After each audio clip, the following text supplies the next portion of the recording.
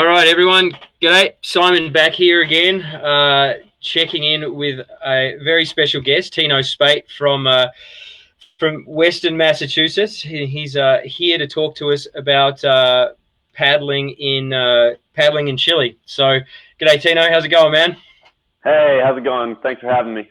No worries, mate. So, just to give everyone a little bit of background, Tino is from Western Massachusetts. He's been paddling whitewater since he was 14. I'm sorry if I get any of this wrong. I'm sort of just going from memory here. But basically, he's been paddling for 14 years and has been fairly obsessed with it ever since. And basically, I got connected with Tino through Stig and Pat at level 6. And from what I understand, you paddled with Pat on the Ottawa when you were younger. At at Keena's, right? Was it at Keena's? I think you paddled there. Yeah, I was actually there. No, you were a guide.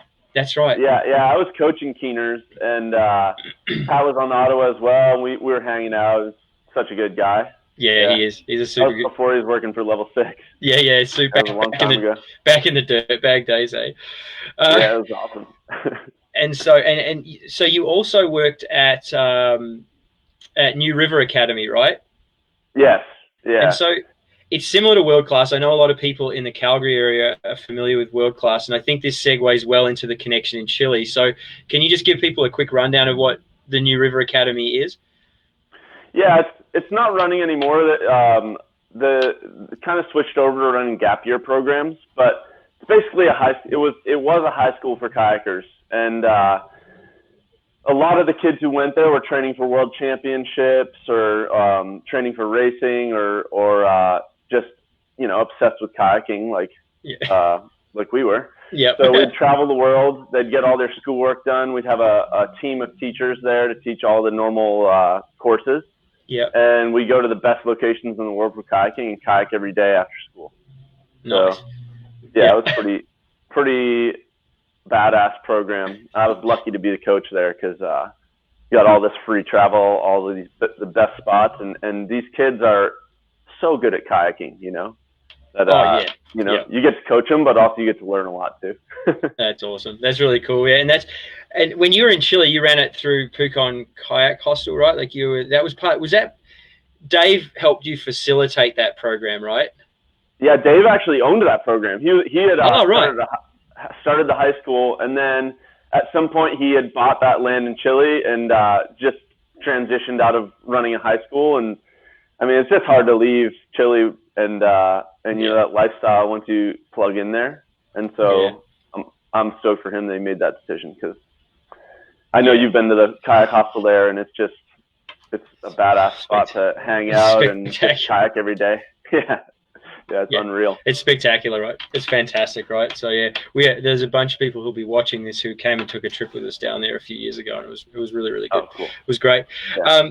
And so you spent how long did you spend in Chile? Like, because you lived there full time for a while, right? Yeah, I lived there full time for 7 years. I'd started a media company called Nomade Media, and we were doing all sorts of media projects, all having to do with outdoor sports.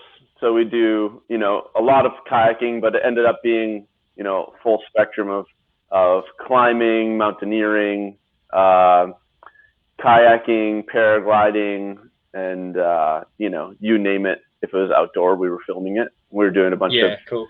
Promotional campaigns for companies and stuff like that. So, nice. Yeah. That's cool. It's a bloody good place to hang out. Yeah, I was living up in the Maipo area, based there, and then but constantly traveling for work. And then when I wasn't traveling for work, I was traveling for kayaking. So I just had sort of free reign there. That's awesome. Just on the move, eh? Just on the move. It's a dream. Yeah. Good times. I'm just going to pop a question up here real quick. Trevor, Trevor's a local whitewater boater here. We'll cover this. I just wanted to pop this in the front of your mind, Tino. We won't cover it now. We'll talk about it shortly. He'd sort of followed that up also with particularly for the Claro and the Fuda. So I just wanted to pop that up so that we've got that on lock. Yeah. So Trevor, we'll get to that. I've got my notes here to answer that question. So Perfect, sweet. We'll get to that. Yeah. We're going to go through those regions, Trevor. So we'll get you some info on that soon. So yeah, it sounds like you're still getting out paddling a bunch, and then you also do a bunch of paragliding, a bit of mountain biking, and you run a mountain bike park or something like that, correct? Or you're part of the marketing team? I don't run it. I do the marketing for Thunder Mountain Bike Park, which is, you know, considered the best downhill bike park on the East Coast. And then they also have 2 ski mountains here and a rafting business, kayak school. And so I get involved in all those different programs. But yeah, I get to mountain bike here. There's great paragliding. The kayaking is consistent and pretty good. And there's a really cool outdoor community, so it's a good home base. And then, you know, the plan is usually half the year go down to Chile and spend it kayaking and flying and guiding trips. So yeah, sick. Yeah, it's a good way to be. It's a good way to be. So we're going to move into. I'm going to just ask a few more questions, Tino. But before we get into that, I just want to, like, everyone who's watching and listening. So Level 6 have been a supporter of Tino for a long time, and they speak super, super highly of you. I was chatting with Pat about that. Since I was 15. Since you were 15. Yeah. So like 3 or 4 years. Man, it's not long. So yeah, he's been with Level 6 for 15 years, knows Stig and Pat super well, and they are super grateful for the relationship they've had with you over the years. And so as part of this, I know Maddie posted it in the comments that, you know, pop your questions in. We'll get to them in the right order. We won't just pop them all up willy-nilly, but we're going to give away a couple of Level 6 T-shirts at the end of this. It's just going to be a random prize draw from people who have made comments. So, you know, you got to be in it to win it. They're pretty sweet T-shirts. So stick some comments, some questions in there, and that'd be really cool. So we were chatting a little bit before this, and we're going to get into the Chile bit really quickly here, but it's just nice to, you know, get to know who you're talking to or who you're listening to. So how do you define yourself as a paddler? Do you know, play boater, creek boater, expedition boater? Like, some people define with a specific thing. How would you define yourself, Tino? Yeah, that's a good question. When I was younger, I was a big fan of Andrew Holcomb, and when I got to spend time around him, he was always talking about being a well-rounded kayaker and talking about all these different facets of the sport, and that sort of inspired my trajectory in kayaking.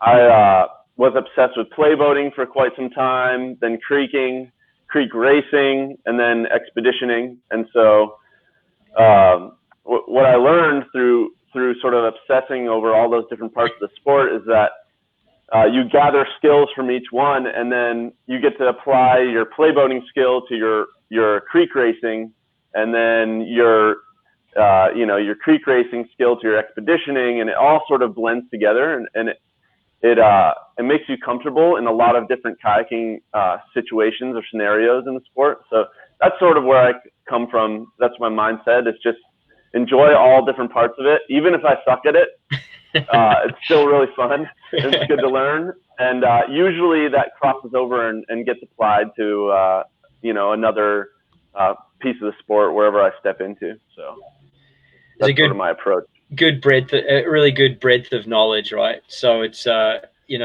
just this gives a bit of background to Tino. He's a bit of a jack of all trades, very accomplished paddler. Has paddled with the best boaters in the world, and competed at the Grand Prix, for those of you who were around for that. And so, you know, it's coming from a very reliable source, all of this information that's coming up. So the way we're going to structure this, guys, is we're going to sort of talk. Tino's going to talk through Chile, kind of from north to south, to start with, and I'm going to sort of complement that with some images that we've got lined up here. So I believe we're going to start with the Maipo region, which is a region I'm not super familiar with. I haven't paddled there, even though I've been to Chile a couple of times. So, you know, I think you've got some notes that you're going to work from. So if you want to just start, you know, kind of filling in people maybe with a bit of an overview of what Chile is, the regions, the boating regions, and then let's go north to south, and then we'll address that dirtbag high roller question as we get further into it. Okay. Perfect. Sounds good. Yeah, so if you're planning a trip to Chile, there's a few different ways to do it, but I sort of have a formula that I would follow. And my favorite way to do Chile is to come into Santiago, fly into Santiago, and then work my way south from there. So If you're flying into Santiago, with the exception of these, super class 5 boaters who want to fly straight to Pucón in November when it's high water and really cold and rainy and run like high water stout. My favorite way to do Chile is to actually fly into Santiago, Chile, and go straight to the Maipo River, which is just outside of Santiago. So you're stepping off the plane and you're literally an hour and a half or an hour-long drive. Ooh, I can hear a little bit of an echo. All good. So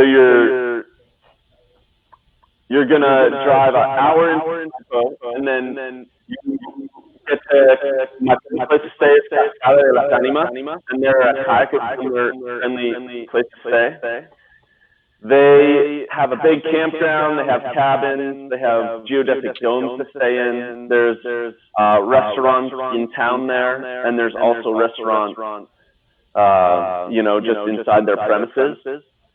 And their land there is to take out of the upper and to put into the lower. So in the upper you have serious class 4 section, and then the lower is class 2-3, but it's very continuous.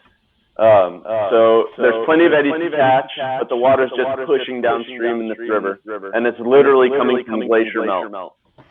So it's one of these spots where you can get off the plane and be kayaking within 2 hours and just sort of watch that travel off of you.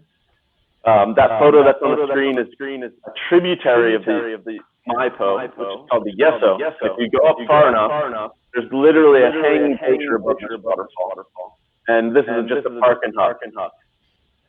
And right below that is about 15 kilometers of continuous class 5. And that flows into the Maipo, which is the upper Maipo section, which is the photo that's on the screen. And the upper Maipo is class 4, sometimes class 5 if the water's higher. And it's sort of a big water feel, a lot of booths. You can pick and choose, how hard you want to make it. It's wide enough. You can sort of get around big holes, get around scary moves if you want to, or just choose to run it, boof the big hole, run through the tight spots. And it's something that's worth knowing is that every year they have a competition there called the Guardian of the Maipo, and the Maipo crew really goes all out with whole competition, the party. They have a motocross, a time trial, a downriver, and a slalom, and those guys just put on a great show, and it's really fun to just connect in with the culture that way. That's a worthwhile thing to hit. I believe it's in December. And then another thing to know about the Maipo is that it's actually in danger of being dammed, and the local community is getting pretty hard against it, but it's always hard to fight hydroelectric. So enjoy it while you can. Are there any questions about the Maipo?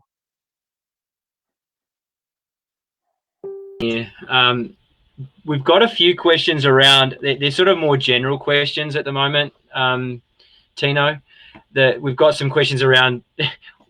This I like this one. This is a little bit of a broad question. What's the best river for you to paddle in Chile? We'll cover that one because you probably do have a favorite.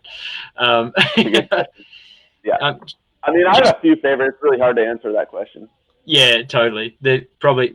From chatting with you, the Maipo seems like it's probably up there for you. Like that whole zone there seems like it's pretty next level. Yeah, you've got 2 tributaries. Each one of the Volcán and the Yeso, each of those has 15 kilometers of class 5. That goes into another 12 kilometers of class 4, and then the lower is another 12K of class 2-3. Wow. So it's just like, if you want a long day, you can put it in. If not, you can just choose a section, and it's just all there year-round paddle. So it's kind of surefire. Best season for the Maipo? That's a good question. If you want to go to sort of a more high-water season, you want to be there in December.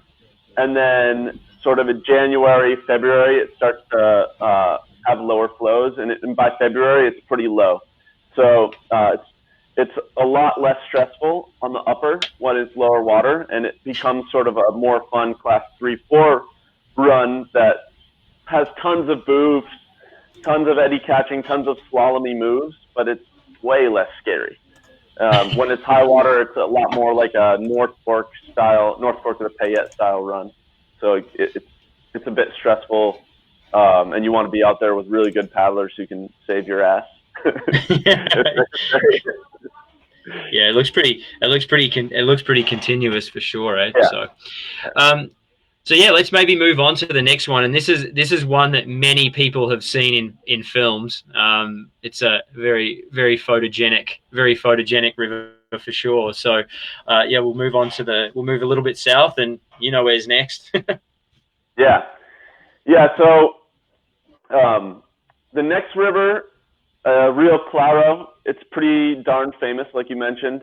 It's one of the most unique rivers I had the chance to paddle, and basically what it is you're on the side of a volcano, and this is a basalt run.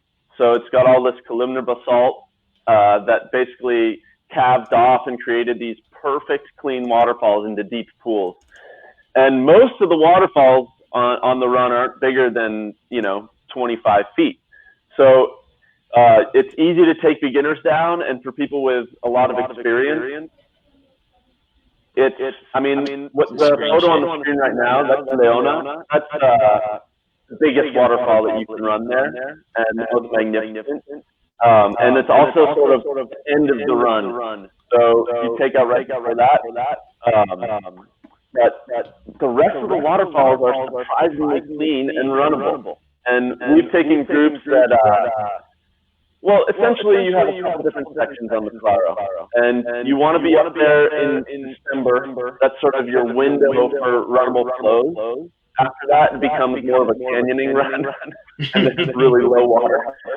So you drive up right off Route 5, which is the highway that runs the length of Chile.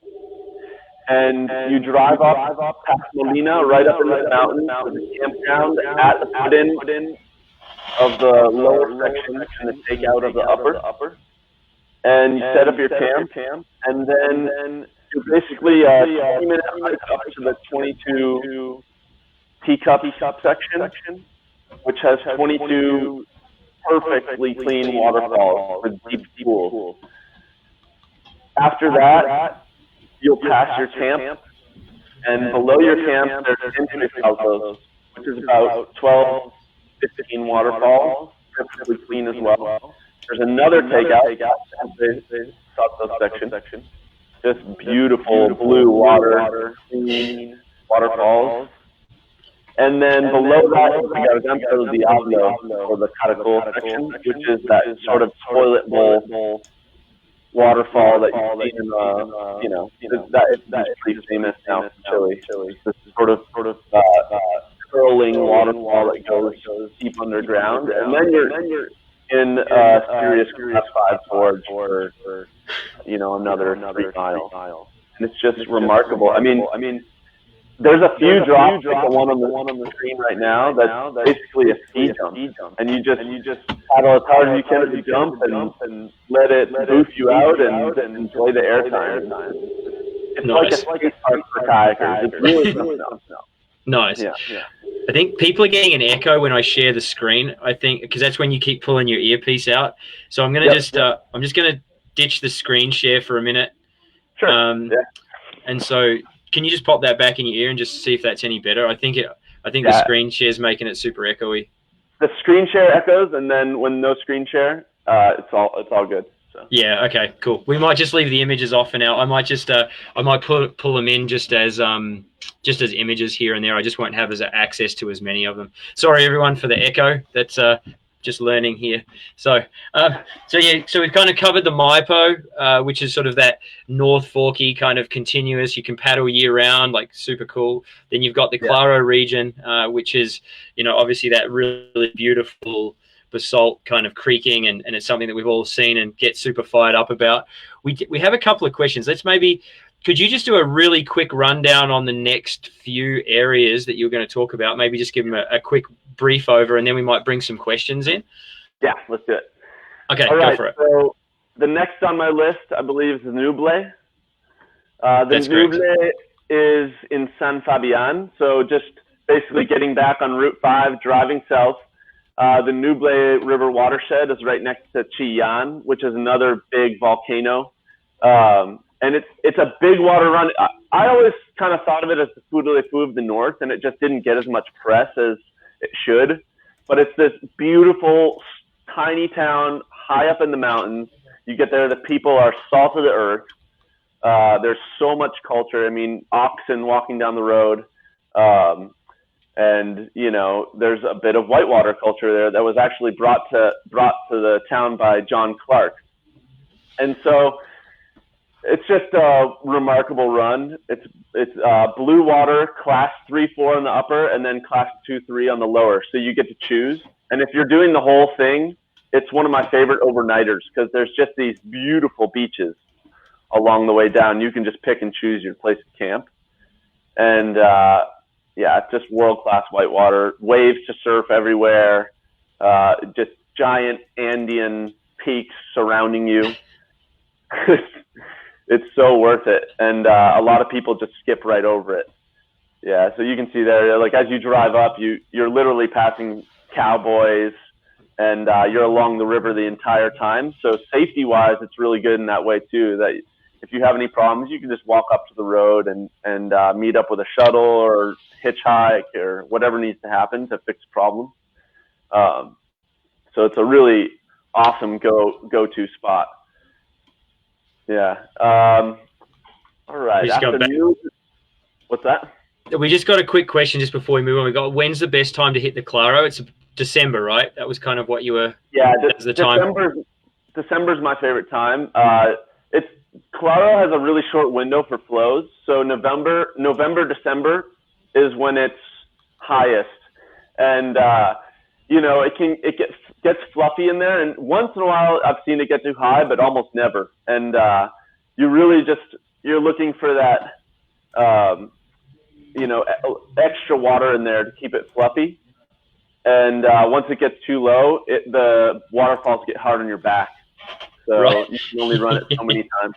I mean, you literally got like 100 waterfalls in a 15-mile stretch.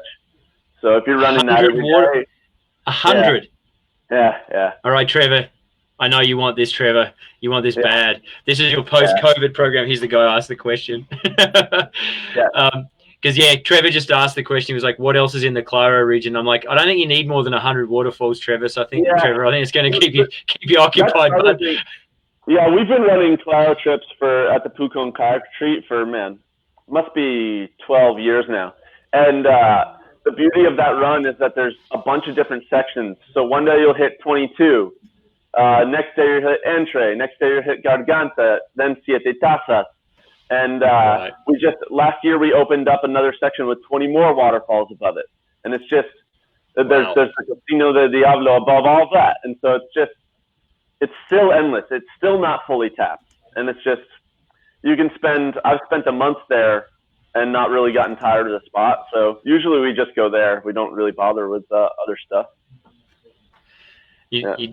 I think everyone who's listening to this can agree that he's not half passionate about this, eh? Trevor's response to what else is in your answer was 100 should do. And a lot of it gives you this exploration feel. So that's really fulfilling too, I find. Like, it's not just, part of it's park and huck, but part of it's, you know, hiking in, bringing your lunch if you want to, spending time in these gorges. I mean, they're really special places with these crystal blue water. And so it's worth taking your time on each of these runs and getting to know the drops and the little like caves that you get to stop in and just appreciating it. So good. Yeah. Makes me, like, we were talking about, Tino and I were talking about at the end of this COVID thing, I think there's going to be a bunch of people who want to travel. And there's going to be a bunch of people who are like, I'm just going to stay local for a while. I thought I fell into the stay local category, but after this conversation, I might be like, tilting the opposite direction to the traveling category. Yeah, mate, it sounds amazing. So I think the next one we're moving on to is Pucón, which Aquabatics ran a trip there a few years ago, and we had an amazing time. And I'm going to pass the floor over to you, because let's talk Pucón. Okay. Yeah, so Pucón is like the mecca of whitewater in Chile. A lot of people have heard of it. A lot of people just go straight there because, consistently it's just got great whitewater year round. So a little bit about the levels. You can go in November. Everything will be Richter high, and it'll be class 5, almost everything. Even the easier runs will be, high water, pushy, and big waves, big holes. And then those levels start to come down, hitting December. And then in January, it's sort of back to normal flows and begins the summer flows. So if you're looking for an extreme class 5 trip, sort of November, early December is the time to go. And then sort of a misconception about Pucón, or not a misconception, but something that people don't know about it, is that it has all these world-class class 2, 3, 4 runs that run the rest of the year, So you can go in December through March or April, and it's just gorgeous, sunny, world-class whitewater. And, you can go to these class 2 runs. They're crystal blue, and you'll have a view of 3 volcanoes as you paddle down, and there's beautiful surf waves and eddies for doing, stern squirts and, just messing around and having fun in the river.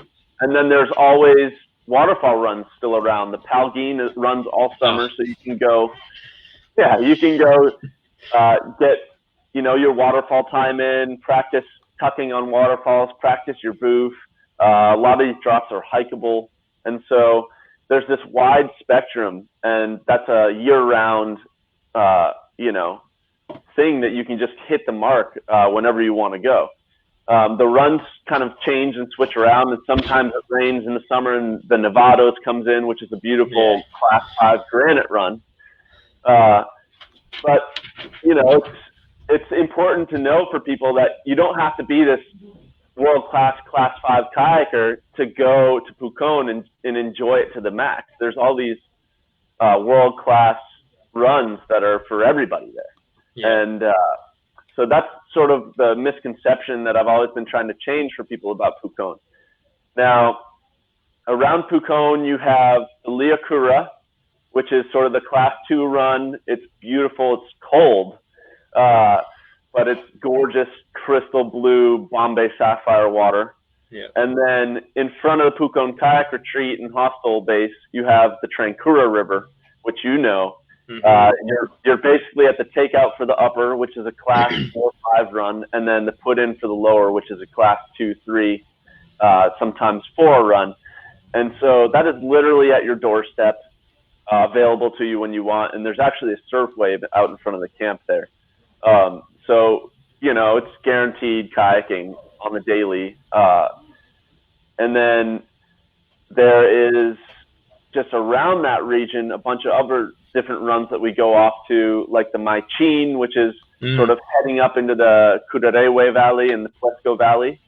And that river feeds into the Trancura, and that water actually eventually makes it down past our camp.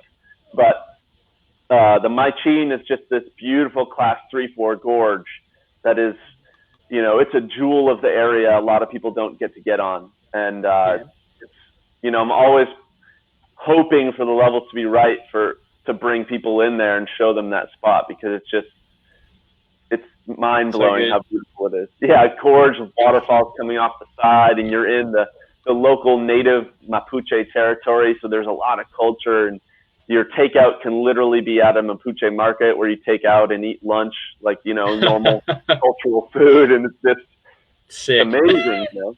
So sick. That's amazing.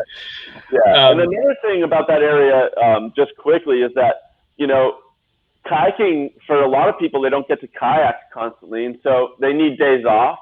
And that area is really nice because you can, 30 minutes from camp, there's a hike where you can hike literally up to a glacial cave and hang out. There's hot springs 20 minutes away. town is 20 minutes away. Yeah. Which is a super fun town. There's a bunch of great restaurants. And so it's just one of these spots where you can get it all in and multi-sport it if you want. And it's just a surefire way to have a good experience in Chile. Yeah, man. So, well, yeah, Pucon's super comfortable too, right? Like for those of people who are listening around here, it basically feels like a Latin American version of Banff. It's got really nice infrastructure. Like it's interesting because you go back one block and it feels very Chilean, but you get on the main street and there's nice coffee shops and nice restaurants and there's nice places to stay. But then you can go 3 blocks away and you're like, oh yeah, I'm on the chicken bus, right? Like it's pretty cool. Yep. It has a good juxtaposition, Pucon, for sure. I love it. I love that about it. Yeah, because you can be dirtbagging it and you can be over it, and then you can just go and you can have like, I don't know, a nice cake at a coffee shop or something. It's really funny. It's pretty funny. You're like, yeah, I'm roughing it, but no, I'm not really. Yeah, that's one of the beauties of Chile, where it's like got potable water, so you don't have to watch your diet. You can go and have these creature comforts, but then go back out into the mountains, and you are out there in the Andes again, you know, and surrounded by volcanoes and monkey puzzle trees. It's pretty sick, eh? It's a nice combo for sure. Nice. Yeah. All right. There's a good question here. That's is there a good guidebook for kayaking in Chile? Yeah. And I am forgetting the name, but Marianne Sather, Tyler Curtis, and Ben May are the authors of the best guidebook in Chile. They put together a great book. Might be just Chile kayaking. But, I'm going to try and track it down while we're talking. Yeah, that's the one to go for. They list a lot of the main runs and some pretty obscure ones too. And they have the maps and the GPS locations for put-ins and takeouts. And so that's the one to go for. And they're just awesome people and great kayakers. So it's worth supporting their effort to just make those runs available to people, you know? Yeah, for sure. I'll try and track that down, everyone, and I'll put a link on Facebook for it. I just made a note. Chile book. Cool. All right, so we have about 15 minutes or so to go. So we've got two more regions to go, and then we've got like Dirtbag in it versus like doing it high roller. Let's do it. We got 15 or 20 minutes. Let's fire it up. Okay. I'm gonna run through it. So I'm actually gonna start with the San Pedro and then go to the Pui, because the Pui is just like the epitome of kayaking for me. I want to hit that last. Yeah. So one of my favorite runs, and we'll run trips out of Pucón to the San Pedro, but the San Pedro River is this big water class 3-4 run, class 2-3-4 run. You can walk easily around the class 4 rapids or any of the rapids, but I mean, this is a deep river. It comes out of a lake that's pretty shallow, so the water is warm, and it's just, again, a Bombay sapphire colored, and then below you on the river, it's basically these volcanic formations of rock, and so you're just looking down at this gorgeous, river bottom with trout swimming all around you. And we do a couple different styles on this river. We'll do an overnighter where we stop for the night and have an asado and fine wine and dine on the beaches in there, and with raft support, and we'll bring play boats. And the picture on the bottom right there is the play wave at the camp that we stop at. So literally where you stop, there's a play wave in front of camp. You can surf and play as much as you want, and then go and eat, a damn fine meal. And then downstream of that, it just becomes, a little bit steeper and bigger rapids. If you're nervous, you can walk around them, but the river's so deep that you could kind of flip and just flush through, and they flush right through into flat water. So most people are just, going for it on this river. And this is just one of my favorite all-time rivers to go out with a fun crew and enjoy surfing some waves and being in a beautiful place. And so I just threw it in there because a lot of people don't know about it, but it's worth hitting while you're in Chile. And this runs all season, so even at its lowest flows, it's still got a bunch of water in it, and it has great whitewater on it. So and this is further south than Pucón, correct? Yeah, it's about an hour and a half further south. Okay, cool. So it's accessible from Pucón for sure. Oh yeah. Okay. If you want, you can do it in a day trip. Yeah. Yeah. So it's like the Fui, right? Like you can do the Fui in a day from Pucon if you want, but it's probably worth basing yourself there for a little while. Right. So this is actually a good segue to the Fui. So the San Pedro comes from Lago Riñehue, which is actually where the Fui outflows. So the Fui flows into Lago Riñehue. A bunch of other rivers flow into that lake, and basically that provides the water for the San Pedro. Okay. So as we move upstream, and it's a different road there. Sorry. The Fui is my #1 favorite river on the planet, and I mean, there's a lot of damn fine rivers out there, but the Fui has a bunch of different sections. And so starting off at the top, you've got a class 4-5 waterfall run, and these are pretty clean waterfalls, and you've got to hit it depending on the level. December and January are the right dates for the upper. And then it actually gets lower and lower, and you can run it until it's at its lowest. But then it's got a natural dam on the lake above, and when the water gets low enough, it cuts off all the flow. And so at that time, you move down to the lower middle. And the middle has water all season because it's actually fed by a bunch of underground streams and a bunch of other little tributaries, and it comes together to actually create a bunch of water. And that's the bottom right photo there. And so that's a beautiful class 3-4 run. And then below that, there's a class 2-3 run. And you can run that all the way into the lake. And you can literally take out at town and, again, just walk up and drink your espresso. Whatever. Yeah. And so it's just one of these rivers that has 4 sections on it. You can pick and choose what you want to run during the day. The lower has really fun surf waves. The lower middle is, creaky but not scary. There's boofs all over the place, but they're not crazy.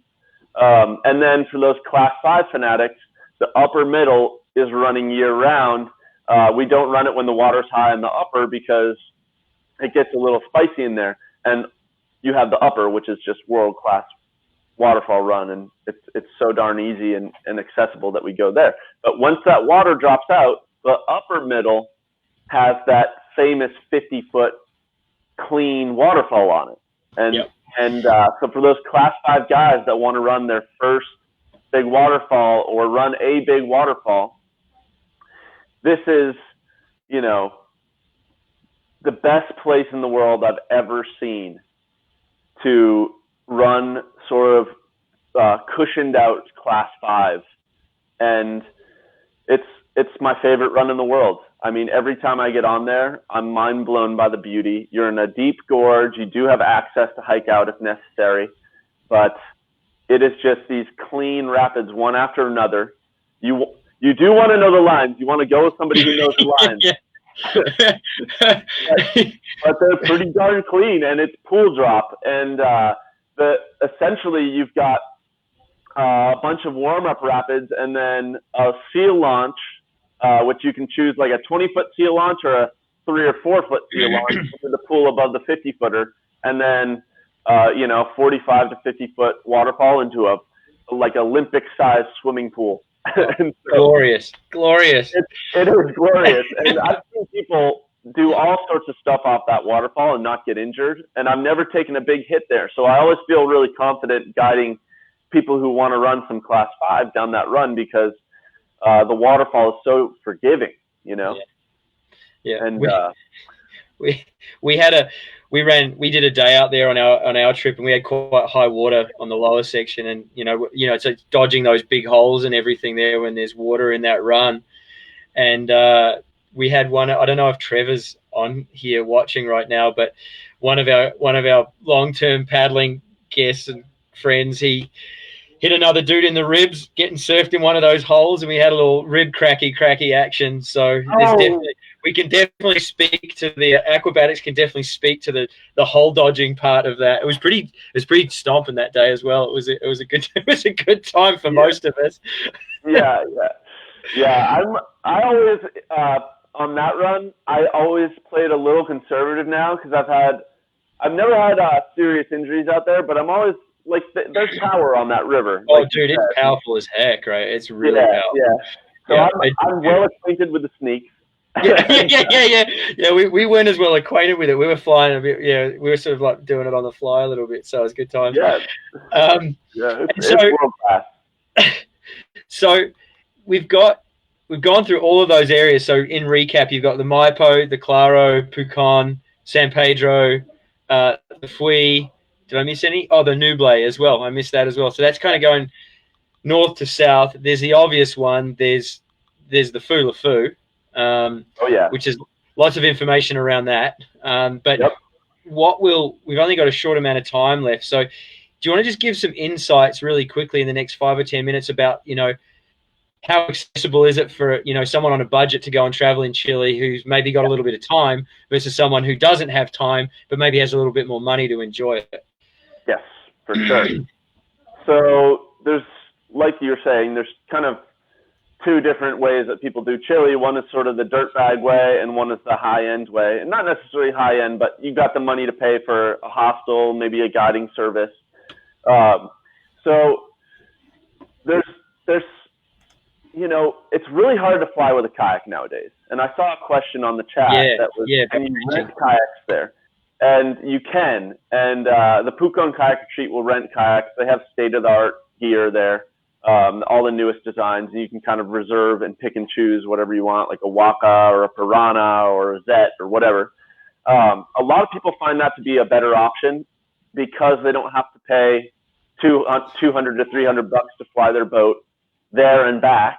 That would be actually like the price tag on renting it for 2 weeks or whatever. Yeah. And so a lot of people will just go that direction. If you're going to dirtbag it, we'll start with dirtbagging because I've done plenty of that. Basically, you're going to need wheels. It's not that easy to get around Chile and get to these runs without having your own car. So you can either buy yourself a car, or what I prefer to do is rent a car. The reason I recommend renting a car is to not deal with your car breaking down. It's hard to get a good mechanic in Chile. Yeah. It's sometimes hard to get pieces for the car that you have. And so it takes a lot off of your shoulders just to, get 4 friends together and rent a truck for a month or something like that. And it's a little bit more expensive, but you'll get a lot more done if you do that. And so that's where I put like the majority of my capital into if I'm taking a dirtbag trip there, is just having a good set of wheels that has that insurance behind it of, somebody taking care of the mechanics for you. If it breaks down, they hand you another truck right away, all of that, So if you're going to dirtbag it, bring some camping gear. There's great campsites along the way at all of these rivers. I personally enjoy camping. I enjoy the experience of just, setting up a campsite and living that camp life where you're cooking for yourself and your buddies and your crew. And I just like, sitting on the dirt and sitting out there and shooting shit. Yeah. But in all of these spots, there are cabins for rent and, places that you can, small hostels, cabins, whatever. So you can go that direction too. Perfect. So that's my biggest advice is like people will come to Chile trying to do a dirtbag trip and spend a lot of time in Santiago buying a vehicle and then getting the papers. And then afterwards they have to try and sell it. It breaks down. So just save a little extra money, band a few friends together and rent yourself a truck. It's going to save you so much headache. Nice. Some nice camping gear, and you can just set up camp wherever. There's great little campgrounds that cost $3 a night or whatever, and it's a great experience. It's fun. One thing that I would add to that is to bring a big old rain fly, because when it rains, it downpours. It rains, man. It's not cold. And so you want to have sort of a nice camp roof that you can set up over a table or something like that, so you have just an area to hang when it's downpouring if you're camping. Cool. Exactly. Pisco. Great gelato, I remember as well. Like we got maybe ice cream. Just needs ice cream. So there's great gelato I remember in Pucon as well. So I think that was one of the things that we noticed down there was a lot of the crew that were dirtbagging it there for a month or something like that. They had gone through like total pain in the butt, like trying to buy vehicles. And so I think, getting a few crew together, you've lived that, of course, right? Like everyone seems to do that their first time, and then they go back and realize that it's probably better just to rent. Yeah, the biggest problem is that, like, if you want to buy a decent vehicle, it's about 30% more expensive than it would be in the States. Yeah. And so, that's because of their import tax for vehicles, but it just gets way more expensive than you want it to be. And the big thing is time consuming. You only have a short window when you enter the country, and you want to make the most of it. So once you rent a car at the airport and you're gone, Yeah, exactly. It's over. Exactly. Yeah, it is. It's just less of that messing around, right? So, all right. And then if people have more questions about this, feel free to fire me a message and I can just follow up with Tino after the fact, because we are going to run out of time. And I know that people are going to have more questions than this for sure.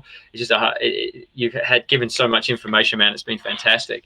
And so like we've looked at the dirtbag side of things, which is actually, it doesn't have to be super dirtbaggy in Chile, is kind of, and it doesn't cost you a ton of money, right? One question before we move on to the other options, what's the free camping situation? Like we have Crown Land, you have, I forget what they call it in the States, but basically the public land where you can camp for free and such. How does that work in Chile? Do you have dirtbag camping where you don't, is it possible to do that, or is it a little harder to pull off? There's some spots on each of these rivers, but the camping is so cheap. Yeah. And the campsites are so beautiful. Yeah. That it's actually worth, and the locals are just nice. Like they're likely to give you some eggs from their chicken coop, and you've got water on tap right there. And usually the campsites are right at the takeout or put into a river, and so it's just like pay $3 per person a night, and you've got these epic campsites. Yeah, for sure. I usually recommend doing that, although you can just find a spot where the river is right next to the road and park there.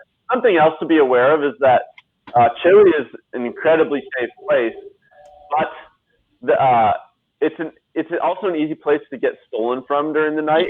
Yeah. And so there's some sticky fingers, and so you want to park, like being in a campground is a nice way to just have like an extra layer of protection around that. Yeah. Nice. Yeah.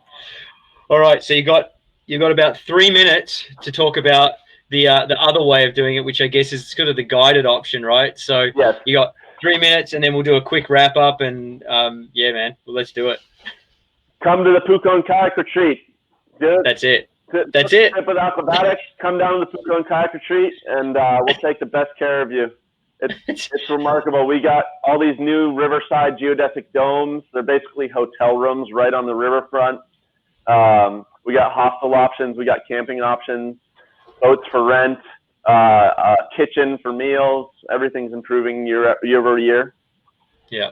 And it's just, that's the easiest way, is you got guides who really know what they're doing and that really care about your experience. And we know all the spots from north to south. So yeah. Awesome. I mean, that's the simple answer for that, but. Yeah, totally. It is. It is. We've actually been commenting on the side here. People are like, man, can we talk Aquabatics into doing another trip? And I was like, maybe we can talk Tino into it. And that seems to be a popular opinion. So we'll likely be in touch. Yeah, if you want to do something like that, we can do a live stream for those folks who want to do that and answer any questions. Or it would be a blast. I would enjoy that. My favorite thing is showing people these places. It's my favorite thing in life. It's so fulfilling for me. I get the most excited about that. And so it's an honor every time I get to bring people into these beautiful places and just share it with them. Amazing. Awesome, man. Well, Tino, thanks so much for taking time out of your day, and I hope you are sheltering in place well, and and I think you're in a pretty decent place to be doing it out there in the middle of nowhere. So stay safe, and hopefully you're getting outdoors and everything. And we will certainly be chatting in the future. Thanks everyone for tuning in. We will announce those of you who won the. We're not quite organised enough to have the T-shirt draw figured out, so we'll message whoever. Oh, we are. Hang on, we are. Who won? Angie Schroeder. Hang on, we got something here. Yeah. This is awkward. It's all right. We'll post it. It's Angie. So if your name's Angie, you've got a good chance of winning. We're going to post it in the comments and message you right away. All right. Thanks, Tino. Everyone else, good on you, mate. We're going to go and we're going to move across. I saw Collins signed in at 11 o'clock. We're going to start the Jackson outfitting scenario. Terrible English. But thanks, Tino. Out of here. That was super inspiring. Thanks, bud. Take it easy. Good chatting. Bye.